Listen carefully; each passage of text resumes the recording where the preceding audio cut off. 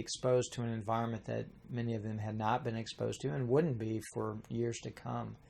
It kind of tested their mettle, if you will, and exposed them to a variety of unconventional demolition operations back then, which was pretty common, for the core curriculum.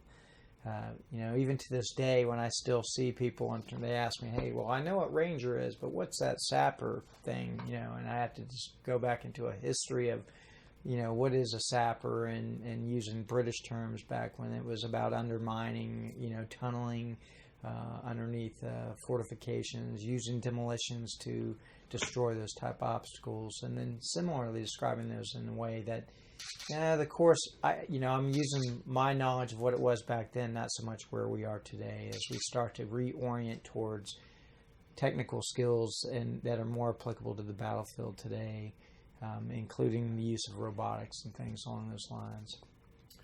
So, sir, what did you learn about your leadership style when you were at the course, and how did it affect your career in the future? By this time, I had the opportunity to, when I left what was then the Officer Basic course, I went to Ranger School.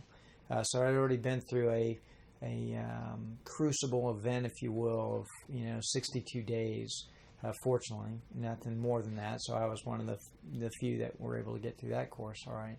So when I was offered the opportunity to go through as a Sapper Leader, where in the environment that I was operating then, in the 307th Engineer Battalion in the 82nd Airborne Division in the early 90s, I was already expected to arrive almost with a Ranger tab, and that anything that was tangible, on the uniform that gave you some bit of, what's the description we've typically used? Credibility. With the infantry that we supported, and certainly within the unit. And it was, you were frowned upon if you didn't come out to that organization, and often put to the side. And so the opportunity to be given to go to Sapper Leader Course was kind of a bonus. It wasn't, again, there was no tab offered back then. It was a certificate. It was kind of a rite of passage. And yeah, if you went to that course and you didn't come away with a certificate of graduation, not just a certificate of showing up or whatever it was at the time, certificate of achievement, it was frowned upon. And so the leadership of, again, it was very personal because you knew the folks that were there.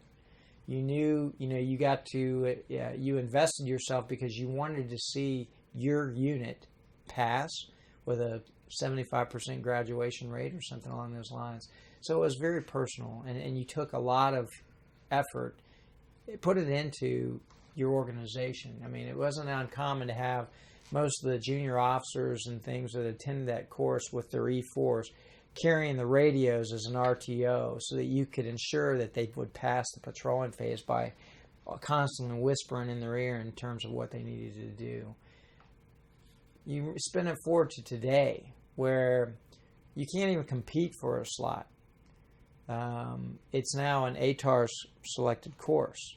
Within our units, we train to go to these specialty courses like Ranger School and Sapper Leader Course, and you create an internal OML, but that doesn't guarantee the slots. And when the slots become available, then you try to send those that are at the top ranking based on usually their knowledge and their fitness. So it's lost a little bit of what I referred to as it was a small unit, but it was personal because of the way it was oriented back then. And how does that contribute to your leadership skills? Well, you learn about yourself, you learn about your soldiers, they understand how you operate, and they get to see you in that light of a crucible event, when things aren't going so well and when the weather's not so good, a lot of emotion comes out, and you get to, everybody gets to learn more about themselves and their organization by that way. Today, I think it's kind of lost some of that. But for the young leaders, there's still a great expectation and desire to put themselves in those type courses.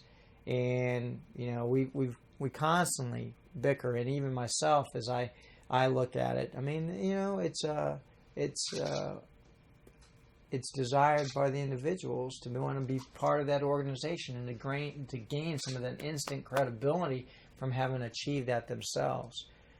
And now we've got to strive to, compete against slots that we're offering up to other services and things along those lines, even other MOSs that aren't engineer specific. And now we're going to assign, an additional skill identifier to maybe create that demand, and hopefully, in my eyes, start passing, not only officers but NCOs from the courses into the course right away.